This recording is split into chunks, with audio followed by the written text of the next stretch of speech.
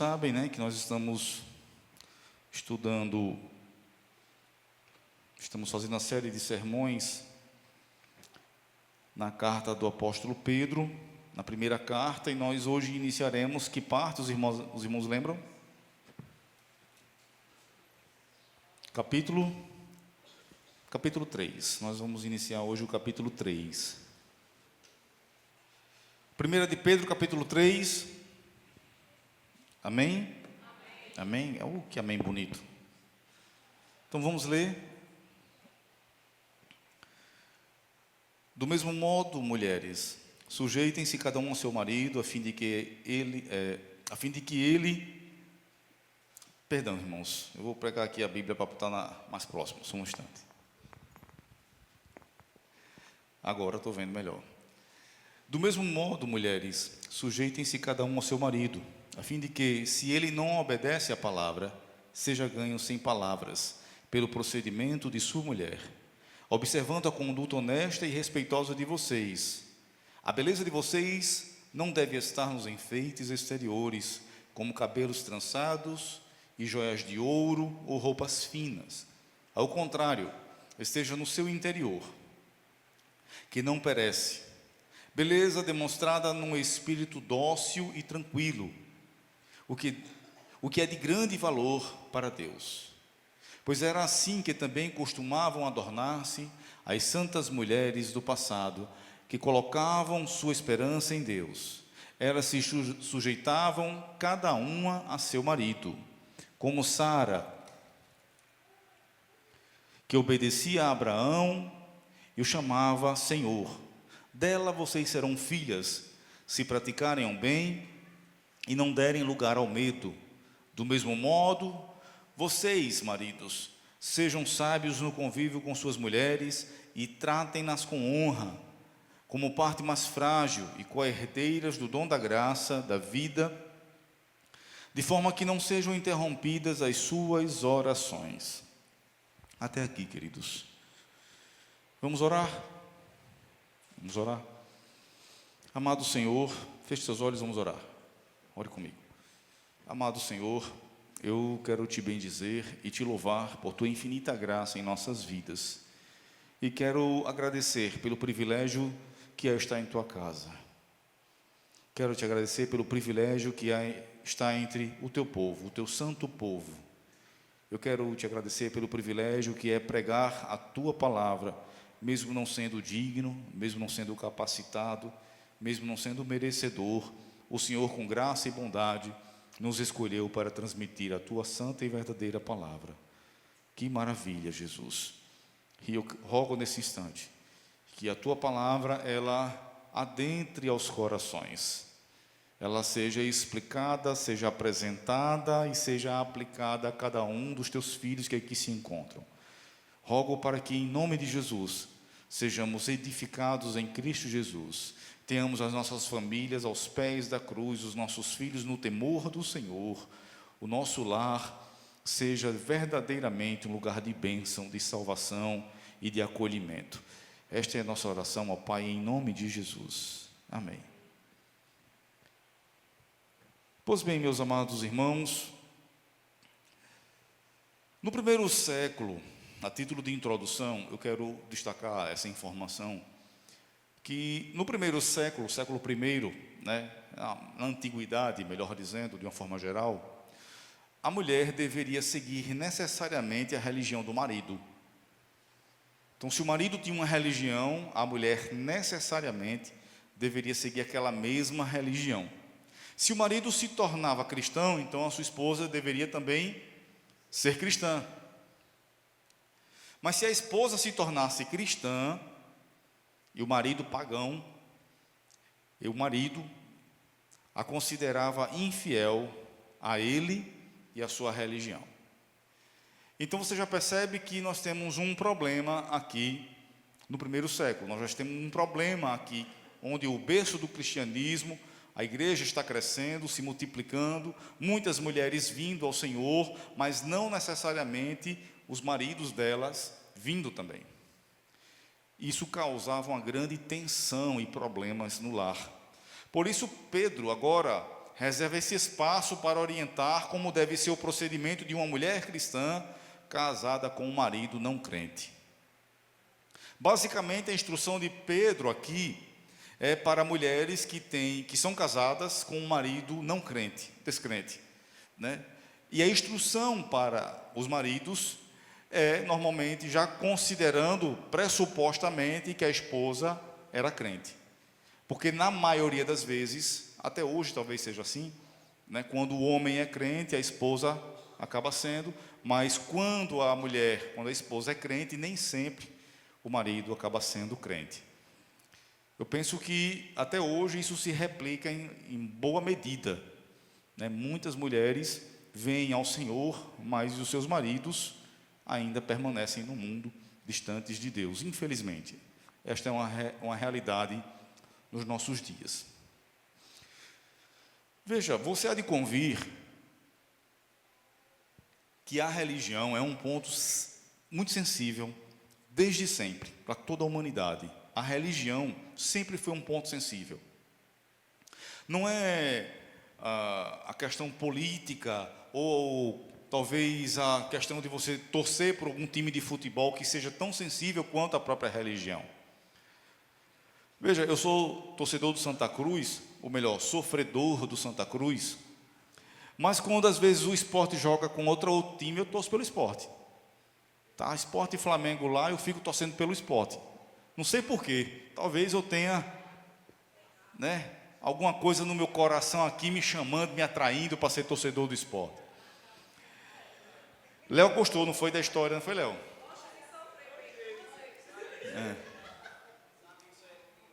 Eu torço sempre ele mais fraco.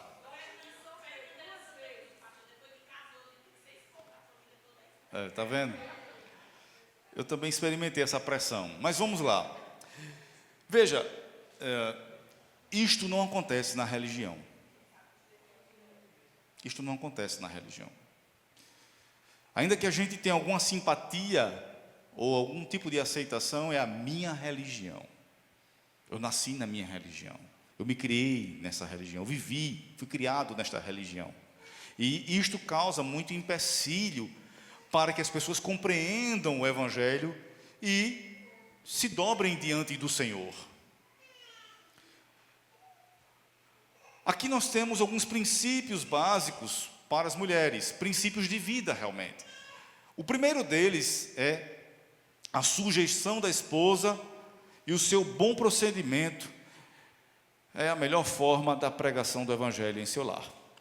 Eu vou repetir.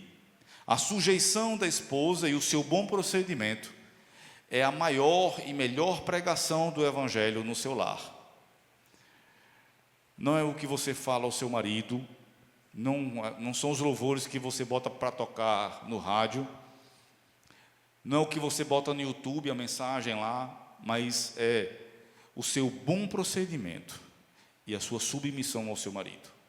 Se ele olha para você e vê como uma esposa realmente dedicada, a partir do momento que você foi a Cristo, se tornou uma esposa melhor, uma mãe melhor, ele em algum momento poderá refletir, não estou dizendo que ele vai refletir, vai se converter, mas ele poderá refletir a respeito de dizer, talvez este seja realmente um caminho santo, apropriado, adequado. Afinal de contas, minha mulher tem sido cada vez mais uma mãe melhor, uma esposa melhor.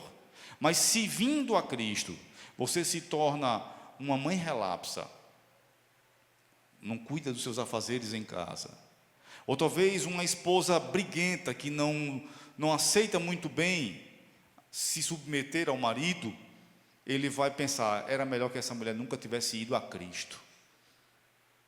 Ele pode ser levado a pensar, ou melhor dizendo, ele vai ser levado a pensar. O próprio diabo vai plantar isso na cabeça dele. Veja, a pregação mais eficaz da esposa para o marido é o sermão silencioso de uma vida casta e respeitosa.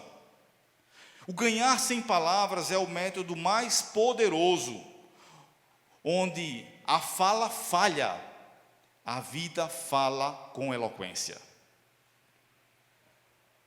Se a sua vida for falha, você não tem exemplo para falar.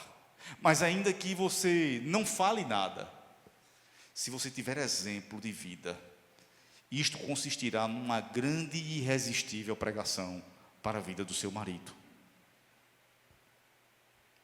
Martin Lloyd Jones, ele diz: não é sua tagarelice, nem o seu falar constantemente sobre religião, é sua vida, a sua conduta, a maneira como você se porta, que pode ser instrumento para salvar o seu marido.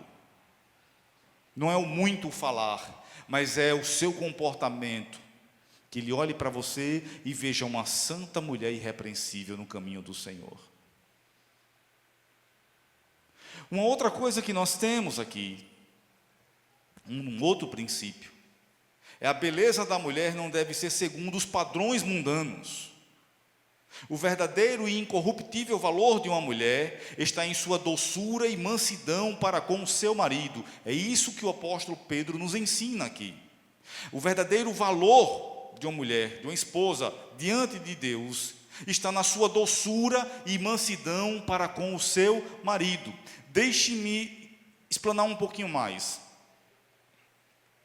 Desde o Éden, quando houve a corrupção do homem e da mulher, ali naquele instante, criou-se inimizade entre marido e esposa. O seu desejo será contra o seu marido, mas ele te dominará. Estas são as palavras do Senhor que são declaradas para a mulher. Quando ele olha para a mulher, ele diz: o teu desejo será contra o teu marido, mas ele te dominará. O pecado colocou uma inimizade entre marido e mulher, esposa. Não é à toa que o nosso Senhor Jesus Cristo, o marco histórico para o início do ministério do nosso Senhor Jesus Cristo, são as bodas de Caná. Não é à toa que o primeiro milagre do nosso Senhor Jesus Cristo foi realizado num casamento. Não é à toa que ali naquele momento o Senhor inicia a sua caminhada, a sua jornada ministerial. Como que o pecado destruiu primeiramente o relacionamento de homem e a sua esposa, agora o Senhor Jesus Cristo, restaurando todas as coisas, ele começa por aquilo que foi rompido primeiramente. Ele começa a endireitar aquilo que foi quebrado primeiramente, o relacionamento entre marido e mulher. A beleza de vocês não deve estar nos enfeites exteriores, como cabelos trançados e joias de ouro ou roupas finas. Pelo contrário, esteja no seu interior, que não perece. Beleza demonstrada num espírito dócil e tranquilo, o que é de grande valor para Deus. Primeira coisa que eu quero pontuar aqui: Pedro não proíbe absolutamente todo cuidado com o cabelo. Ele não está dizendo ande descabelada, não dê uma arrumada no cabelo, não está dizendo isso. Vocês pensaram, graças a Deus, né? Ufa. Ele também não está proibindo o uso de ouro ou de alguma veste mais requintada, mas ele está exigindo aqui, esta é a exigência, que as mulheres não se concentrem no embelezamento exterior, negligenciando o que é de muito maior importância, ou seja, a beleza interior. Venha comigo, mulheres, agora nesse exemplo. Imagine que você... vou pegar um exemplo de uma foto que eu vi há alguns dias, uma montagem. Eu fui a Recife trabalhar, quando eu voltei, Flávia me mostrou uma foto de Rebeca, com um rapaz muito bonito. Olha, a Rebeca está namorando. E eu estava sem óculos na hora, eu peguei assim, bonitão, cara, né? Era aquele cara do Superman. Sabe o cara que fez o Super-Homem, o Homem de Aço? Né? Cara fortão, bonitão. Eu olhei, esse cara bonitão, aí peguei os óculos, e ele parece com um Super-Homem. Aí depois eu vi que era uma montagem. Eu pergunto para você, ainda que você seja casada com um homem, né, muito bonito, lindo e maravilhoso. Se ele não te respeitar, se ele não cuidar de você, se ele arrumar outras mulheres lá fora, de que vai valer a beleza dele? Se ele não servir ao Senhor, se ele te desprezar, de que vai valer a beleza dele? A mesma coisa eu pergunto para os homens. Se você casar com uma mulher linda, maravilhosa, eu não sei nenhum exemplo que eu possa dizer aqui da atualidade agora. Na minha época era Angelina Jolie, mas eu acho que ela já está ultrapassada, né?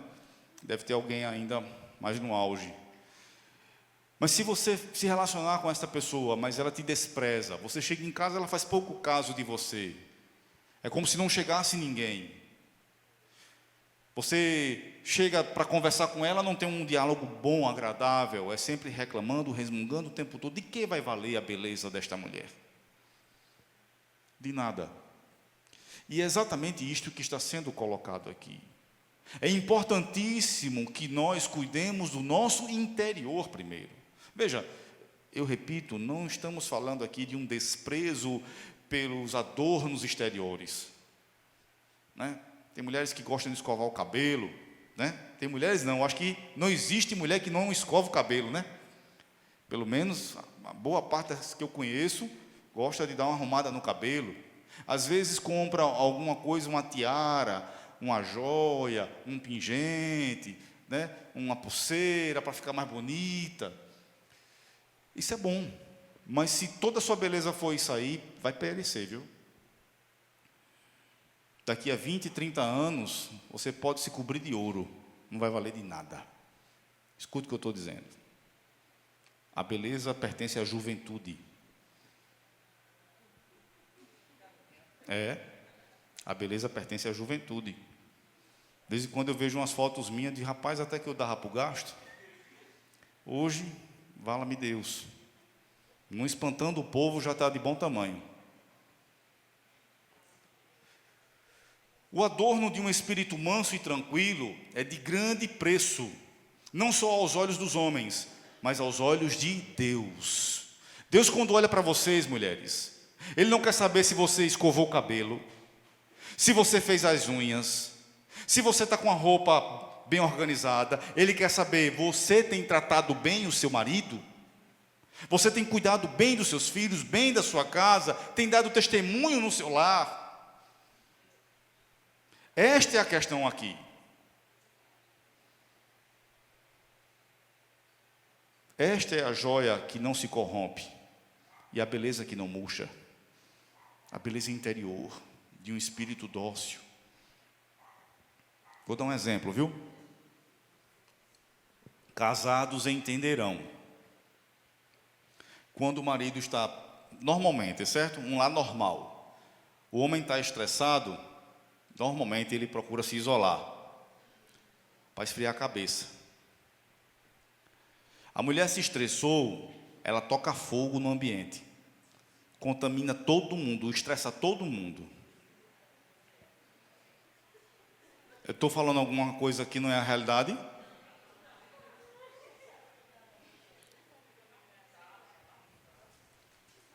Todas as vezes que isto acontece, lembre-se, você está voltando, é a Eva ressuscitando no seu coração de novo. Mate essa Eva. Vou fazer um trocadilho, mate essa Eva daninha.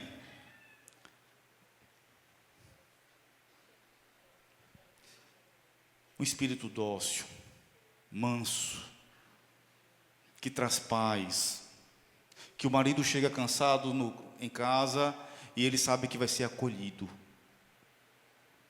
que apesar de ter tido um dia difícil no trabalho, ele vai ser recebido no seu lar com carinho e com amor.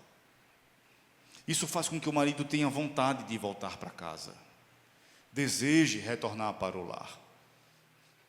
Ele larga do trabalho, ele quer imediatamente voltar para casa, porque ele sabe que ali é um lugar de paz, de descanso, de amor, de acolhimento. Mas se de repente uma mulher rixosa o espera em casa, ele pensa duas vezes se vai voltar para casa. Ele diz, rapaz, eu vou voltar para casa, vai ter confusão de novo.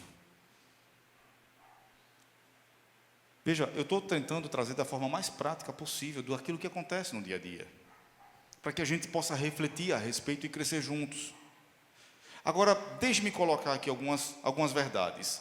Isto aqui serve tanto para as mulheres quanto para os maridos agora, tá bom? Primeiro de tudo é que a submissão da esposa é um mandamento. Isso está muito claro, eu penso. Está muito claro, é um mandamento. Assim como é mandamento do Senhor para o homem, para o marido, amar a sua esposa acima de todas as coisas aqui na terra, né? Defendê-la, entregar a sua vida, por amor à sua esposa, também é um mandamento de que a esposa seja submissa ao seu marido. Agora, deixe-me dizer o que não é submissão. Porque às vezes a gente pensa que submissão, a gente tem os nossos conceitos pré-definidos das coisas, e a gente pensa que submissão é aquilo que está na nossa mente, e não é exatamente a submissão bíblica que está sendo falada. Não é submissão. Submissão não é inferioridade. Há muitos homens que tratam suas esposas com inferioridade, como se elas fossem inferiores. O apóstolo Paulo deixa claro isso em 1 Coríntios 11:3. Quero, entretanto, que saibais ser Cristo o cabeça de todo homem, e o homem o cabeça da mulher, e Deus o cabeça de Cristo. O filho tem a mesma substância do pai.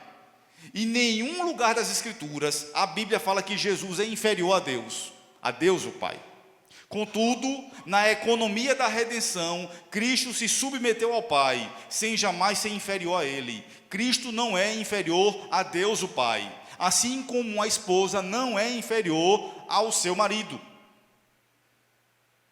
Na economia da redenção, Cristo se submete ao Pai. E a esposa, nessa economia do lar, também se submete ao seu marido. Submissão não é subserviência. Não é subserviência. A esposa não está obrigada a obedecer ao marido quando este se insurge contra os princípios de Deus. O princípio divino é: antes importa obedecer a Deus do que aos homens. Então, ainda que a mulher seja determinado que ela deve se submeter ao seu marido, antes de se submeter ao seu marido, ela já está submetida a Deus o Pai.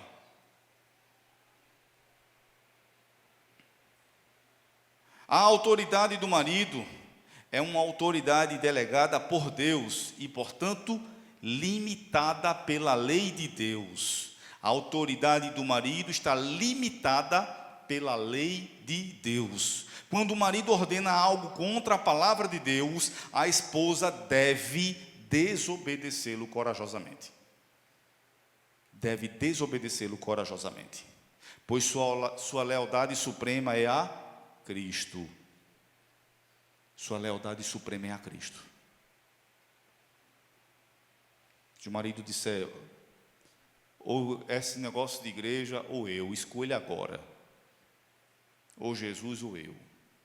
Você deve desobedecer ao seu marido, corajosamente. Outra coisa que eu quero colocar aqui: submissão não é status de gênero ou do sexo masculino ou feminino, certo?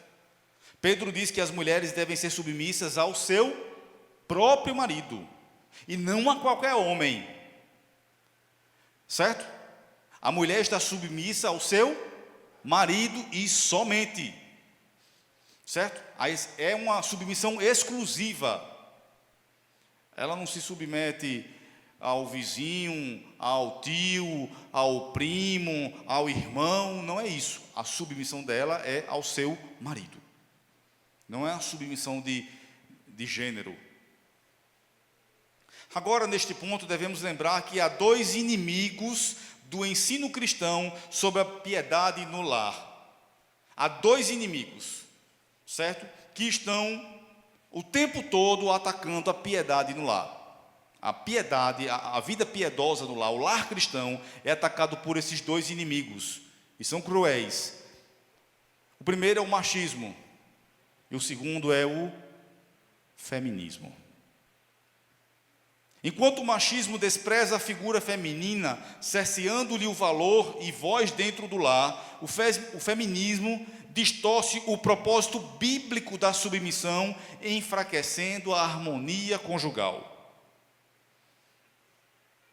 São duas distorções que nós precisamos veementemente rechaçar. Os machistas devem ser trazidos à palavra de Deus e se submeterem à palavra de Deus para aprenderem a amar e respeitar e honrar suas esposas. E as feministas também devem ser trazidas à palavra de Deus para aprender a se submeter e amar e ter um espírito dócil diante de Deus e diante de seu marido. O mundo sempre oscila entre extremos. De um lado, a tirania do homem, do outro, a revolta da mulher. O Evangelho nos apresenta um caminho diferente, o caminho da submissão voluntária e do amor sacrificial, que são os dois lados de uma mesma moeda, a vida cristã. Se por um lado o homem tenta ser um tirano, por outro lado a mulher quer se promover uma revolta. Estávamos falando hoje pela manhã, sobre cosmovisão. Eu deveria deixar vocês curiosos, para os que não vieram para a igreja, E é o que eu vou fazer. Vou deixar você curioso sobre o que a gente estava falando hoje de manhã. O ensino de Pedro busca um equilíbrio, mostrando que a verdadeira piedade no lar cristão não se fundamenta em imposição ou rivalidade, mas em respeito mútuo, amor sacrificial e compreensão do papel de cada um, conforme o modelo de Cristo e a igreja. É exatamente isso que a gente tem de compreender. A submissão bíblica da mulher é uma prerrogativa. É uma prerrogativa que é conferida a ela, que visa a sua proteção e o seu bem-estar, para que o homem seja de fato o provedor, o protetor, o responsável e o sacerdote do lar. Eu vou explicar o que eu estou querendo dizer. Suponha que você trabalhe numa empresa, e se você trabalha, já não precisa nem supor. Mas suponha que você trabalhe numa empresa e chega algo muito difícil para você decidir.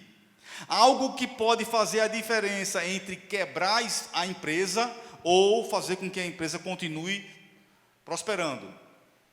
A decisão que for tomada pode quebrar a empresa ou manter a empresa no mercado. Você tem um chefe, essa decisão chega para você. Se você tomar essa decisão e a empresa quebrar, o que acontece? Você foi o culpado.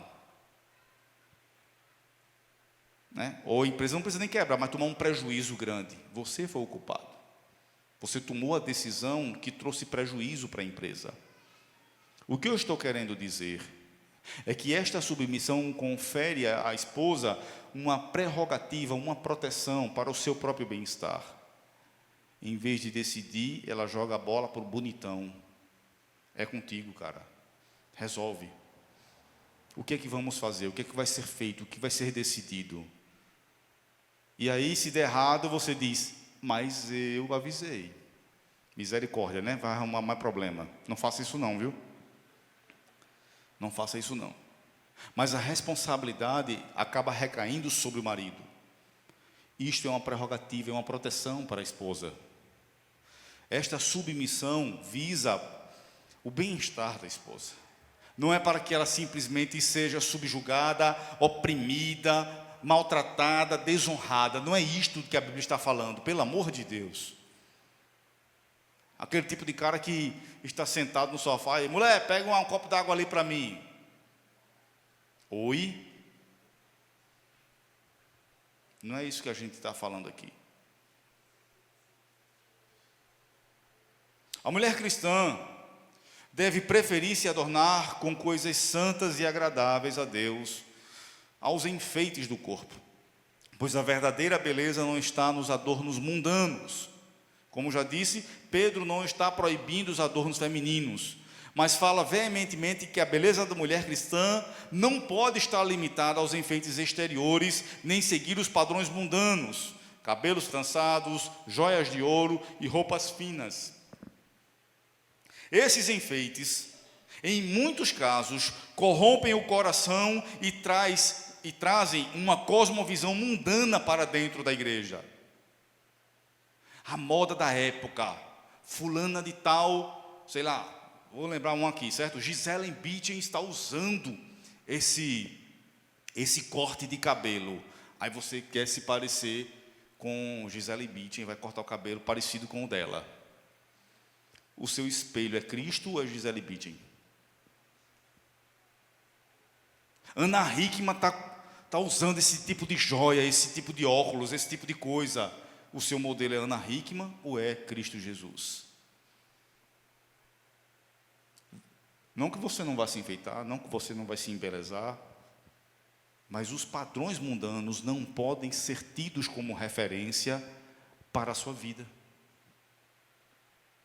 Isso pode mudar, corromper a sua cosmovisão, a visão de mundo que você tem.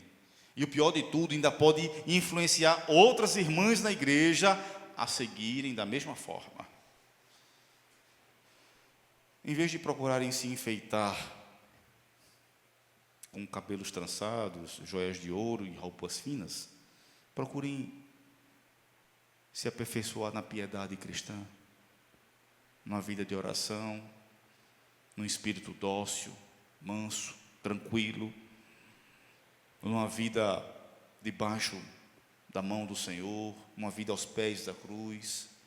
O que é o corpo senão um vaso de barro que se desfaz? Ou não é? O corpo é um vaso de barro que se desfaz. E ainda, quanto tempo custa, né, para embelezá-lo? Né? Pensa aí direitinho, quanto tempo você gasta no seu corpo para deixar ele bonitão, né, para dar uma arrumada? Como diz pastor Cláudio Duarte, para ajeitar a lanternagem. Né? Quanto tempo? Você vai ajeitar o cabelo, eu vou botar rápido, certo? 30 minutos para arrumar o cabelo. É pouco, né?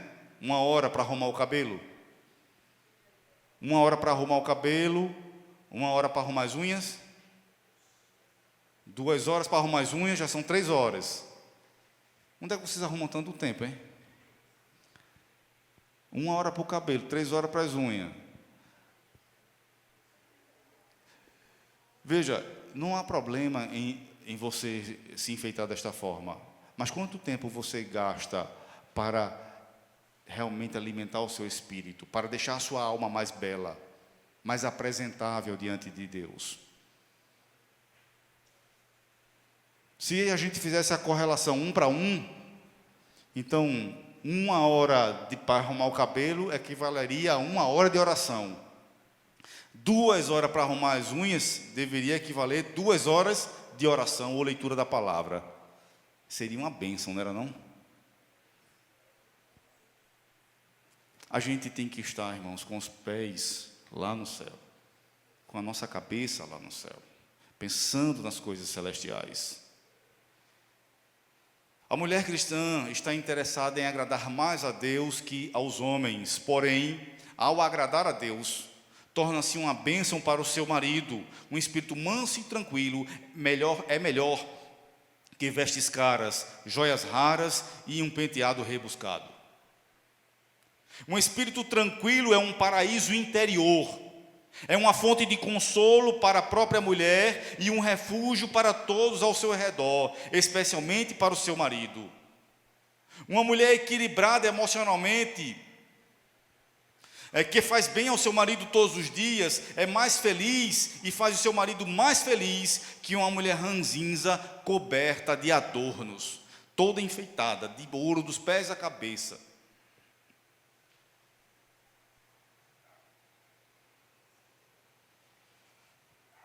No verso 7, nós chegamos agora à parte que corresponde ao dos homens. Aí, veja, eu já prevejo que vai ter críticas. Mas depois você reclama com Pedro, porque Pedro coloca aqui 6 versículos para as mulheres. E para os homens ele coloca um só. Então, quando você for reclamar, você guarda a sua reclamação para reclamar lá com Pedro na hora. Tá bom? Mas esse único versículo que ele coloca aqui, ele é de grande peso, é de grande valor. E se nós pudéssemos trabalhar ele mais tempo aqui, eu penso que uma mensagem toda de 1 hora não seria suficiente para este único versículo que ele coloca aqui. Vou ler para vocês. Do mesmo modo, vocês, maridos, sejam sábios no convívio com suas mulheres e tratem-nas com honra, como parte mais frágil e co-herdeiras do dom da graça da vida, de forma que não sejam interrompidas as suas orações. O termo do mesmo modo ou igualmente, se o seu marido está querendo cochilar, dá uma chacoalhada nele aí. Deixa ele dormir não, diz agora é a tua vez. O termo do mesmo modo ou igualmente, como dissemos, indica que o homem também que ao homem, melhor dizendo, é ordenado servir a esposa. Certo? Ao homem é ordenado servir a esposa, pois Cristo, como Senhor da igreja, serviu e se entregou por amor à sua igreja. Correto? Ao homem é ordenado também servir a sua esposa. Sabendo disto, então, já sabemos o que não é a submissão da mulher, não é a subserviência, não é a escravidão, não é algo que vem desonrar a esposa, muito pelo contrário, é algo que vem para protegê-la. E agora, sabendo também que o homem deve servir a sua esposa, deve honrar a sua esposa, como Cristo honra a sua igreja, Pedro nos diz: sejam sábios no convívio. O marido cristão precisa conhecer as variações de humor, os sentimentos, os medos e as esperanças de sua esposa. Eu vou repetir: o marido cristão precisa conhecer as variações de humor. Você, homem, você não tem variação de humor se não tiver interferências externas, porque você não tem aquelas variações hormonais durante o mês. Mulheres têm variações hormonais durante o mês. Tem momento que ela está feita uma rosa, uma flor aberta, né, demonstrando todo o carinho, muito amor para dar. Eita glória! Mas tem dia que parece que está só os espinhos, que a flor já caiu. São as variações de humor de acordo com as variações hormonais. E nós precisamos conhecer isto. Você precisa de alguma forma compreender, olha, essa atitude rude dela pode ter a ver com as variações hormonais. Deixa eu ficar quieto, deixa ela respirar, deixa ela no cantinho dela, vou ajeitar aqui de alguma coisa que eu puder para aliviar. Não tratem, ou melhor dizendo, não se pode tratar a esposa como se estivesse tratando um outro homem. Tem homem que trata a esposa como se estivesse tratando o companheiro do futebol. Não pode. É o que a Bíblia está dizendo. Você não pode tratar a sua esposa, aquela que está do seu lado, como se estivesse tratando o companheiro do futebol, o amigo do colega de trabalho, certo? Ela é mais frágil. Deve ser mais honrada por isso. Conhecer a sua esposa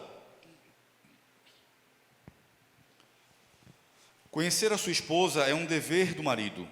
Ele deve estudar sua constituição, suas inclinações, suas fraquezas, para saber como ser um consolo para ela. Esta é a sabedoria cristã aplicada no lar. Você deve saber como a cabeça da sua esposa funciona. É difícil, né? Oh, vala-me o Senhor, que o Senhor nos conceda muita sabedoria, não é pouca não, porque a cabeça de homem é muito simples. Se um homem perguntar para o outro homem, tu quer esse pedaço de bolo? Ele disser não, está resolvido, entendeu? Está resolvido, ele não quer o bolo, e ponto final. Mulher não é exatamente assim.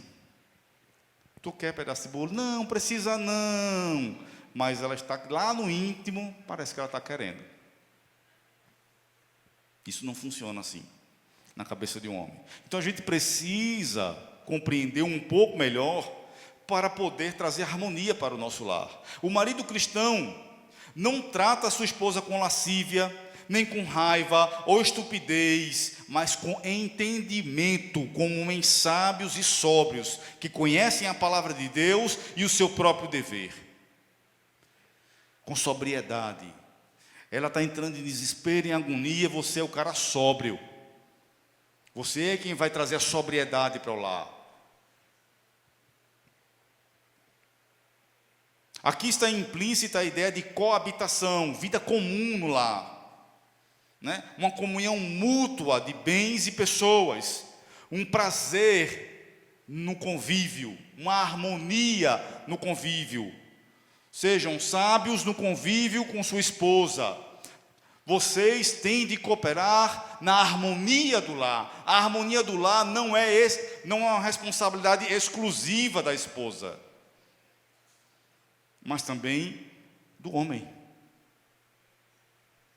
Suponha que o chuveiro queimou.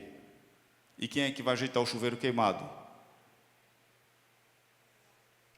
Pressupõe-se que é o cara, né?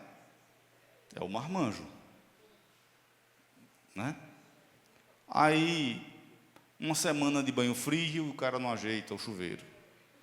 2 semanas de banho frio, e o cara não ajeita o chuveiro. E ela vai lá e diz: amor, o chuveiro queimou, eu vou ajeitar. E entra semana após semana, e o chuveiro lá queimado. Você está interferindo na harmonia do seu lar. Se é para arrumar, arrume o quanto antes. Ou então seja muito claro: esposa, amor, eu não vou ter tempo esta semana, mas tal dia eu arrumo isso. E se comprometa e faça. Embora tenha uma abrangência maior, o relacionamento conjugal pressupõe intimidade física, pois o casamento é fundamentalmente um relacionamento físico. O relacionamento conjugal, o casamento, é fundamentalmente um relacionamento físico. Quando casais estão prestes a se separar, o contato físico é cessado. Ele não toca mais no rosto da esposa. Ela não agarra mais o braço dele. O contato físico vai se perdendo. Não há mais aquele beijinho de bom dia, de bom trabalho. O contato físico vai se perdendo, e isso é horrível para um relacionamento. O casamento é fundamentalmente um relacionamento físico. Colocado isto, eu não quero adentrar aqui sobre a intimidade conjugal, mas pressupõe-se que deve haver a intimidade conjugal, que um deve viver para abençoar e satisfazer o outro. Se por algum motivo ela não está podendo, ou não está querendo naquele momento, cumpre ao homem segurar o coração e entrar em oração. Mas também, por outro lado, cumpre a esposa cumprir suas obrigações conjugais com seu marido. E não só como se fosse uma obrigação, mas de forma prazerosa. Você tem a obrigação de vir à igreja? Sim ou não? É uma obrigação para você vir à igreja ou não? Não é uma obrigação, nós não somos obrigados, né? Não é um dever cristão estar no culto, ou não é um dever? Mas nós vimos simplesmente porque é um dever? Não. Além de ser um dever, também é um prazer. Então vocês têm, nós casados temos deveres conjugais, mas esses deveres não significam dizer que devem ser cumpridos por obrigação, mas de forma prazerosa. Pedro diz: tratem suas esposas com honra. A palavra para honra aqui não é a mesma utilizada para honrar uma autoridade ou a Deus. São palavras distintas, certo? Mas para demonstrar dignidade, apreço, respeito, preciosidade, estima. Quando a Bíblia está dizendo para você honrar sua esposa, ela não está dizendo para você pegar a honra que é de Deus e aplicar à sua esposa, mas que você tem que tratá-la com uma preciosidade, com respeito, com estima, com apreço, com dignidade. Em outras palavras, mostrando-lhe o devido respeito, preservando sua autoridade, protegendo-lhe, amparando-lhe, tendo prazer no convívio com ela, proporcionando-lhe uma provisão generosa e depositando a devida confiança nela. Honrar a esposa não é mera cortesia, mas um dever sagrado. Inclui palavras respeitosas, ações bondosas e uma constante demonstração de que você a valoriza como um dom inestimável de Deus. Lutero, depois da reforma, ele se casou e teve um casamento muito bom, pelo menos ao que parece, porque várias vezes ele escreveu que é uma grande bênção da parte de Deus, é uma grande dádiva da parte de Deus, que um homem receba uma esposa fiel e dócil. Ele diz que não há prazer maior na terra do que ter uma esposa dócil. É o seu galardão aqui na terra. O galardão do homem aqui na terra é a sua. Me ajuda, mulher. Vamos lá. O galardão do homem aqui na terra é sua esposa. Com fé, me ajuda. Certo? Me ajuda aí. O galardão do homem aqui na terra é a sua esposa. Glória. É a sua esposa. Não é o carro. Não é a moto, não é a casa, não é a propriedade, não são os bichos que se cria, é a esposa. Ele diz: vocês devem tratá-las desta forma para que não sejam interrompidas as suas orações. Agora o bicho pega. A comunhão do casal se reflete na comunhão com Deus. A comunhão do casal se reflete na comunhão com Deus. Eu vou repetir. A comunhão do casal se reflete na comunhão com Deus. É praticamente impossível viver num lar em conflito e manter um bom nível de santidade e piedade cristã. É praticamente impossível que haja conflito ao tempo todo, um cara feio com o outro, um brigando com o outro, e haver piedade e haver santidade num lar. O marido que não honra a sua esposa tem sua comunhão com Deus restringida e pode ser rejeitado pelo Senhor. Por não honrar a sua esposa, nós, homens, podemos ter a nossa comunhão restringida e até inclusive sermos rejeitados pelo Senhor. Honrar a esposa é, sobretudo, honrar ao Senhor, pois este é um mandamento de Deus. Honrar a esposa é honrar a Deus. Não é uma opção, é um dever. Deus estabeleceu um vínculo tão estreito entre a piedade doméstica e a comunhão com Ele, que a negligência em uma área é inevitavelmente prejudicada. Ou melhor, prejudica a outra. Um marido que desonra sua esposa ergue uma bandeira entre sua própria alma e o trono da graça de Deus. Ergue uma barreira, melhor dizendo. Se você desonrar sua esposa, você vai erguer uma barreira diante de você e Deus.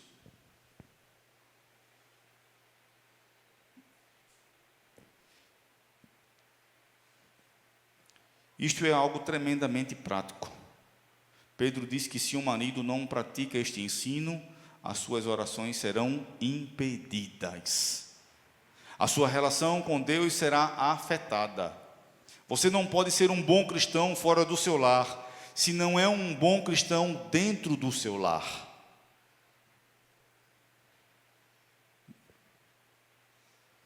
E para a gente terminar, algumas aplicações práticas.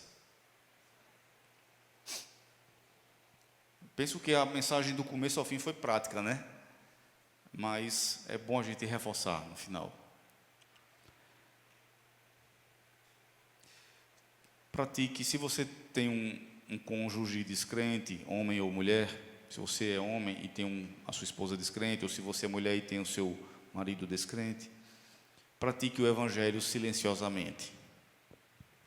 Em situações de tensão, lembre-se do conselho. Muitos maridos têm sido conquistados mais pelo bom procedimento em silêncio do que pelos argumentos. Pratique o Evangelho de forma silenciosa. Invista na beleza eterna. Invista na beleza eterna. Ao se arrumar, pergunte-se: estou investindo tanto tempo no meu adorno interior quanto no meu exterior? Não seja como os hipócritas que cuidam do invólucro e negligenciam aquilo que realmente é de valor, né? Jesus, criticando os fariseus, ele diz: vocês cuidam do exterior, mas não limpam o interior. Às vezes a gente age desta forma.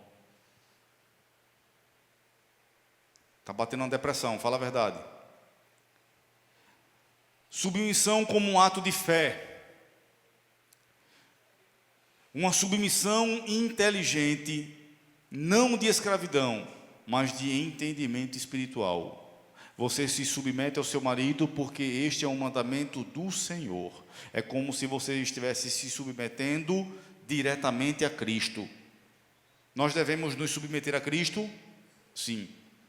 Por devermos nos submeter a Cristo, então submetemos-nos aos nossos cônjuges também. E para o marido, agora, o sacerdócio e honra, que tem que ser práticos, né? Conheça a sua esposa profundamente, pratique o conselho que já falamos aqui, estude o temperamento de sua esposa, as variações de humor, como ela se comporta, como ela reage a falas, a comportamentos.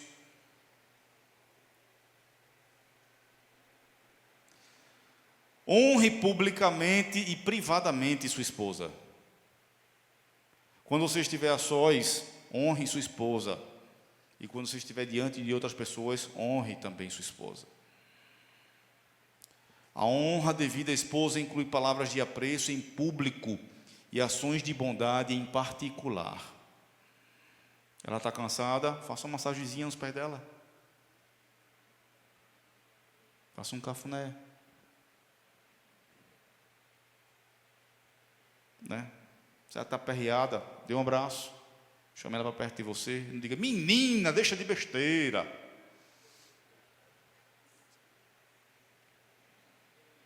Mantenha as orações em dia.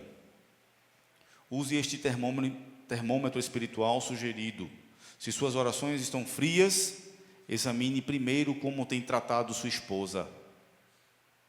A sua oração está fria, você parece que ora e Deus não atende, não responde. Examine se você está tratando sua esposa de forma adequada, tratando ela com honra, com dignidade. Para o casal, façam do lar um antegozo do céu. Que vossa casa seja tal que ao entrarem os visitantes sintam que Cristo habita ali. Interessante, esta semana nós estávamos falando aqui na quinta-feira, Deus nos concedeu a oportunidade de recebermos uma desconhecida na nossa casa. O marido dela sofreu um acidente, estava no hospital, e na quarta-feira, quando eu cheguei, isso aconteceu na quarta-feira, estava lá no hospital regional. E na quarta-feira, depois de chegar em casa, cheguei bem cansado, tomei banho, jantei e cama.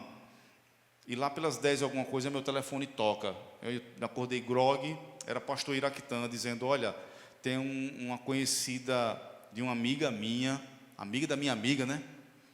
Que o marido se acidentou, está aí no hospital regional, não tem para onde ir, não tem onde ficar, e eu queria saber se você poderia dar um apoio para ela. Eu estava tão desorientado que eu saí me vestindo e para ir para o hospital. Na sequência, uma pessoa ligada a ela ligou para mim também, dizendo se eu podia ir lá, e eu pedi o telefone dela, né, para poder ligar e saber onde ela estava exatamente. Liguei, ela disse: pastor, não preciso o senhor vir agora. Eu arrumei onde ficar hoje. E estou bem, já jantei, estou tranquilo. Mas se o senhor puder passar amanhã, seria bom. Então, no dia seguinte, eu e Flávia fomos lá. E recebemos ela no nosso lar. Ela está dormindo lá em casa. É uma bênção. E eu lembro que quando ela chegou em casa, dormiu, descansou. No outro dia eu fui levar ela para o hospital, para ela ficar com o marido. Ela disse: sua casa tem uma energia muito boa. Né? Não é exatamente uma energia, né? Mas é uma harmonia. Onde você chega e se sente bem. Resolvam os conflitos rapidamente. Lembrem-se que, como diz Martin Lloyd Jones, o sol não deve se pôr sobre a vossa ira, pois cada pôr do sol com a ira não resolvida é um obstáculo ao nascer do sol das vossas orações. Vivam como co-herdeiros da graça. No que concerne à salvação, não há diferença. Ambos são igualmente pecadores e igualmente redimidos. Amém? O bom de pregar expositivamente e sequencialmente é que a gente vai tratando cada assunto que vai aparecendo pelo caminho. Eu não preciso programar exatamente, mas a Bíblia em cada momento ela vai tratando. Reflitam a respeito. Para vocês mulheres, eu digo, procurem ter um espírito manso e dócil. Adornem-se de santidade diante de Deus e diante de seus maridos. E vocês, maridos, honrem sua esposa como se estivessem honrando o próprio Cristo. Tratem-nas com honra. Assumam a responsabilidade. Você é responsável pela proteção de sua esposa, pela proteção do seu lar. Vamos fechar os olhos e orar? Talvez a gente possa ficar em pé e o maridão procurar a esposa e ficar perto dela para a gente orar juntos. Vamos orar. Senhor Jesus, eu quero te louvar e te agradecer, porque neste momento, Senhor, eu penso que o Senhor está abençoando nossas vidas e restaurando lares, famílias.